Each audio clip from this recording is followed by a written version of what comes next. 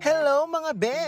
For today's video ay i-share ko sa inyo ang naging experience ko sa IO o Immigration Officer ng Brunei. 11 or past 11 PM na kami nakarating kaya napakarami ng saradong establishments dito sa loob ng airport.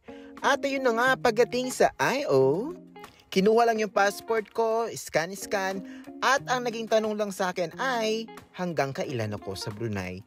Yes mga be, kinabahan ako doon. Kasi based din sa mga naging research ko ay mahigpit ang IO sa Brunei. Kaya naman pinaghandaan ko rin naman talaga. Nagdala ko ng mga proper documentation. Siyempre hinanda ko yung sarili ko sa mga magiging tanong.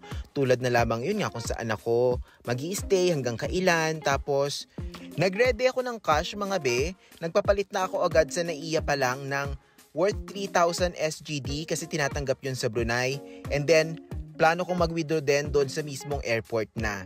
Siyempre may dala din akong credit card kasi very specific daw sila dyan sa dapat may dala kang pera. So at least 5,000 pesos yung may recommend ko. Pero hindi naman nga yung tinanong sa akin. At cutesy pa yung IO na nag-interview sa akin. I love it! So sana hindi nyo rin ma-experience yung mahigpit yung IO sa Brunei, sa inyong Brunei travel.